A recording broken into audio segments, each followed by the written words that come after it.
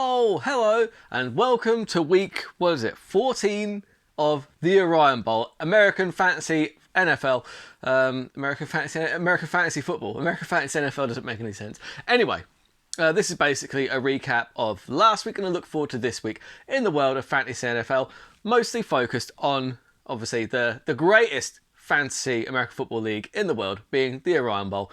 I am Commissioner Burt Green of said Orion Bowl. And this week the theme is concede. The theme is if you concede, you believe you can achieve. I believe Luke Rockhold said that, and I think Michael Bisping told him to shut the fuck up.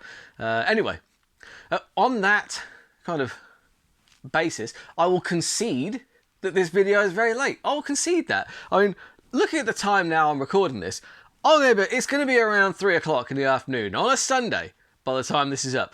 I concede that is pretty late. So I'm going to whiz through what happened last week. I'm not looking at the Orion Bowl Ultimate Team this week because I just haven't really quite got it in me. I've left it too late, and I concede that is less than ideal. I concede that fact. Because last week, I was playing the Coach's Sons, the Baltimore Ravens against the Coach's Sons. Now, the Coach's Sons were number 2 in the league at the time.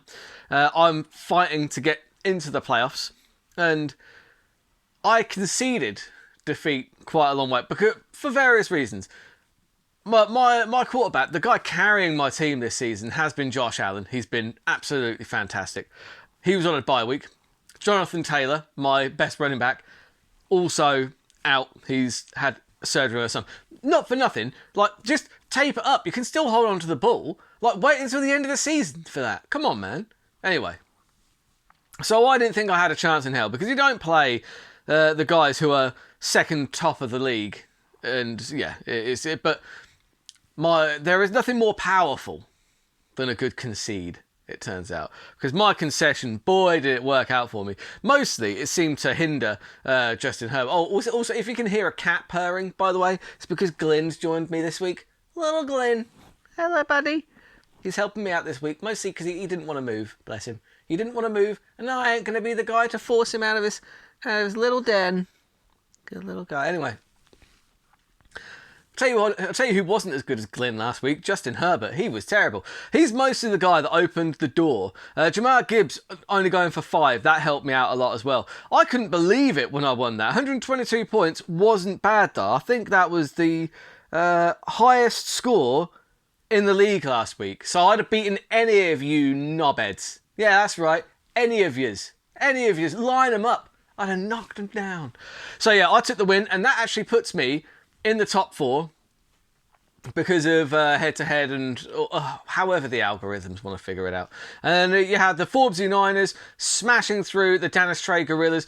Honestly, the Dennis Trey Gorillas on paper, especially, I mean, the Jets having their issues was a problem. Patrick Mahomes hasn't had a good year, but like on paper, legitimately, like when you looked at the Gorillas lineup, that they were an excellent team. Breece Hall's had his problems because he's been scripted out of a lot of games, but yeah, he's still got some excellent players for the keepers next year.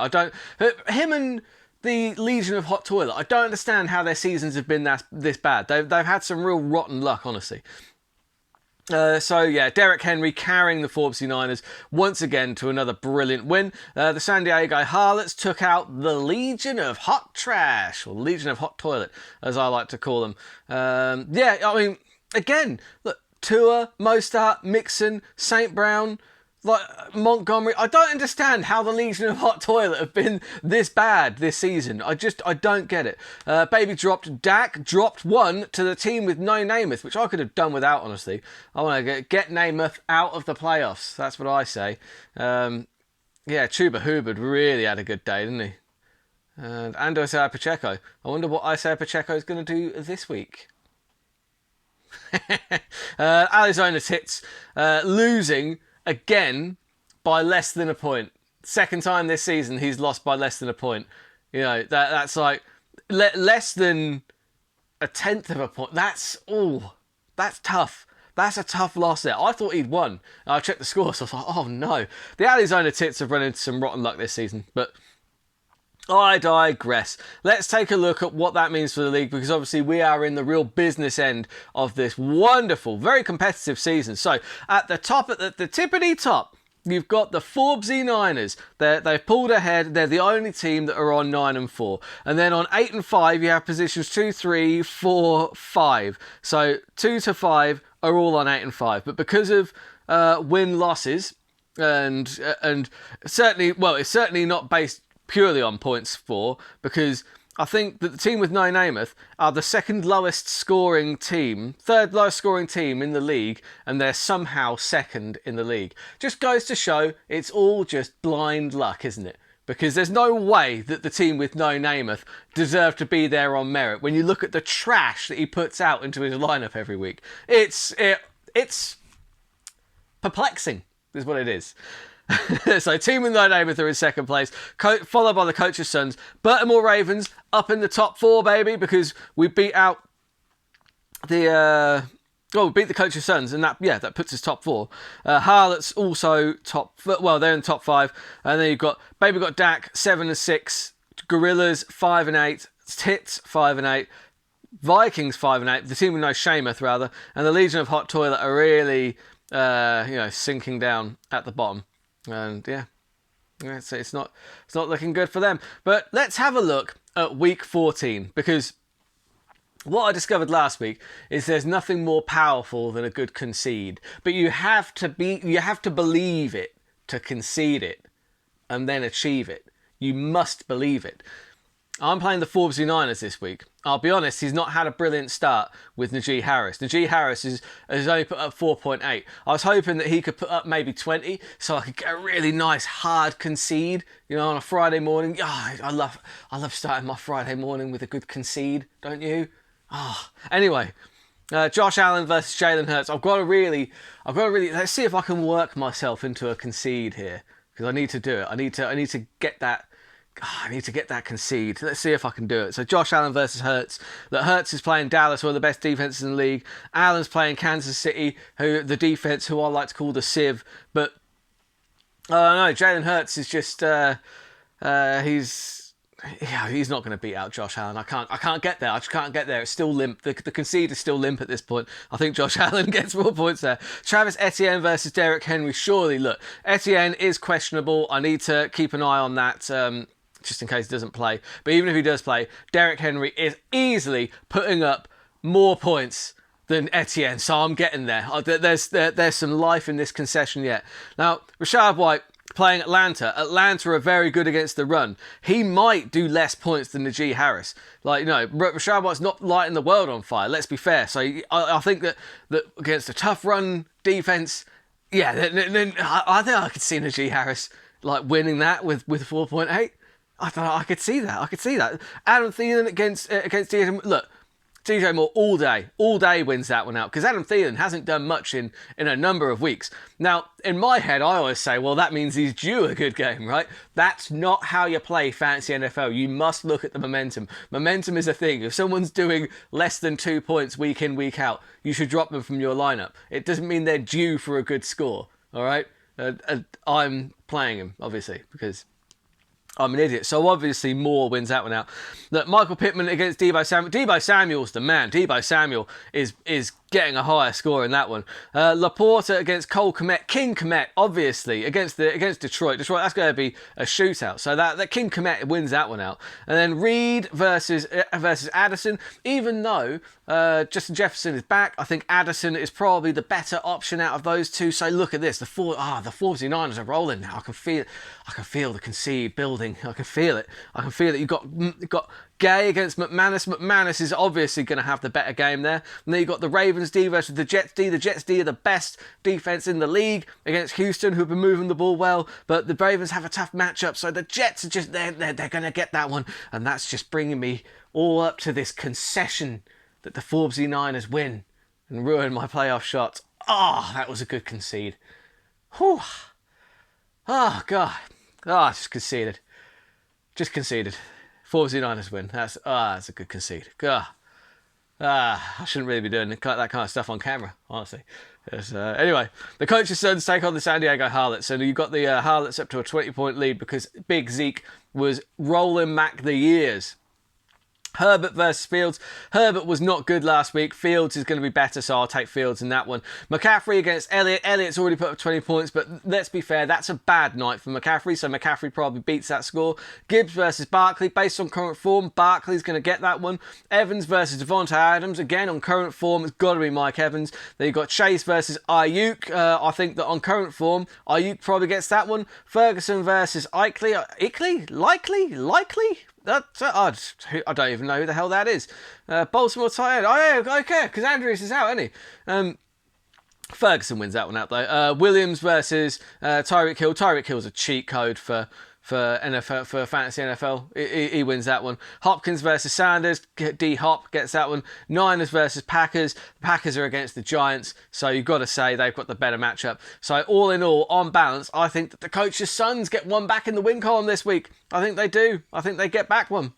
Then you've got the Dallas Trey Gorillas taking on Baby Dropped Dak, and the Dallas Trey Gorillas already up to 5 points, but they played the Steelers D and Pickens. That ain't good. That is some rotten luck there. So you got Patrick Mahomes against CJ Stroud. Now Stroud, he's got a very tough matchup this week in those New York Jets, but he has been throwing the ball so well. And Mahomes hasn't been on fire, but he's going to be in a game that's probably going to be a quite a high scoring game against Buffalo. I'd say Mahomes edges that one out. Pollard versus Kamara. I just think that Pollard is the better running back. He's got the better matchup. Although Carolina haven't been great against the run. Ugh. And then, Breece Hall versus Houston and Bijan Robinson. Bijan Robinson on current form against that Tampa Bay run defense is probably going to do better than Hall. Hall's probably going to get scripted out of the game because the Jets are just playing from behind all the time because they cannot move the damn ball. Breece Hall is he's an elite running back. He's so good. And it's such a shame that he's been scripted basically out of this season. It's annoying. Collins versus Kupp. Look, Collins on current form, when he's on a team that are throwing the ball that well, you've got to lean towards Collins there. Pickens only 1.9. That is not good, especially against Jefferson. You've got to think that Jefferson's doing better than a 1.9. Ingram versus Kittle. You've got to go with Kittle. He's just a bigger name. He's probably going to get more targets. Flowers versus Moss. Obviously Taylor is out, so Moss is getting all of the production. So you've got to go with Moss there. Aubrey versus Tucker. Tucker of Baltimore Ravens fame. I had to drop him to make some space. I tried to pick him back up, but Dak got in there too quickly. And then you've got Steelers versus Texans. Texans D. Again, they're against a tough defense, so I think that but the Steelers only did 4. So I don't know, what can you do? I think the. Yeah, I don't know if the Texans D are going to do much more than 4, honestly. But I think that all leads towards it was a poor showing from Pickens. You've got to say the advantages with Baby Drop Dak, and so he's probably going to get the win in that one. Here you've got the Legion of Hot Toilet taking on the Arizona Tits. It's a bit of a consolation game, this one. Lower down the table, you've got Tua versus Prescott. You've got to think that Prescott beats out Tua. Even though Tua, that'd be a close one because Tua's been excellent. Mixon versus Ford. You've got to think Mixon in that one. He's just on the better team. Montgomery versus A-Chain. A-Chain is back, baby. A-Chain all day.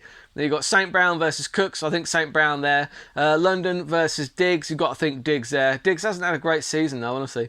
Pitts versus Njoku. Njoku just because his name is better. I like saying it. It's fun to say, Njoku, isn't it? Lovely. Anyway, Younghoe Koo versus Butker. You got to go with Butker. Yeah, I like Butker in that one. Kicking against Buffalo. You got the Saints D versus the Bills D. Both have been good, honestly. I think that the Saints D probably have the more the better matchup. So on balance, I think that we're going to see a win for the Arizona Tits. There we go. He's gonna, because he wants to. I know he wants to finish outside the bottom 2. So I think he probably gets there with a win here. A win here would be a good start to that. Then you've got the team with no Namath versus the team with no Shamath. The A team versus the B team. You've got Lamar Jackson taking on Jordan Love. You've got actually Love against the Giants. That's a pretty good matchup. You never know. Jackson on paper should win that one though. Jacobs versus Eckler. You've got to lean towards Eckler in that. Hubbard versus Williams. He's definitely got to put Hubbard in because I think Pacheco is done. He's out. I mean, he's trash anyway. Well, why would you even play him if he was healthy, frankly? Anyway, Javonte Williams versus Hubbard. I think Hubbard's probably got the better matchup, honestly. AJ Brown versus Keenan Allen. That's a close one, actually. Keenan Allen's been very good this season. I think I'll go with AJ Brown in that one, though. CD Lamb versus Metcalf. Metcalf, if he has another day like he did a couple of weeks ago where he got like 39 points, then obviously he'll win that one. But CD Lamb is probably, on balance, the better wide receiver and probably gets more production. Hockenson versus Kelsey. That's a close one. Again, Hockenson's been really good this season, but you've got to go with Travis Kelsey, haven't you? And you've got Olave versus Cook. You've got to go with Olave in that one. Elliott versus Dicker the Kicker. Elliott's probably got the better game. Actually, probably not. I don't know.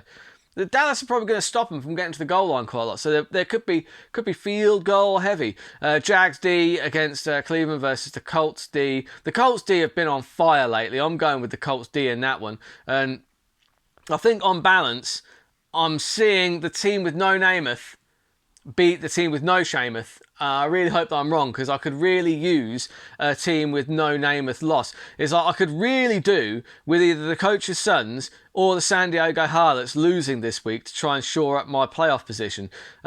Luckily for me, they're playing each other, so the chances of one of those guys dropping a game is pretty strong. Not certain.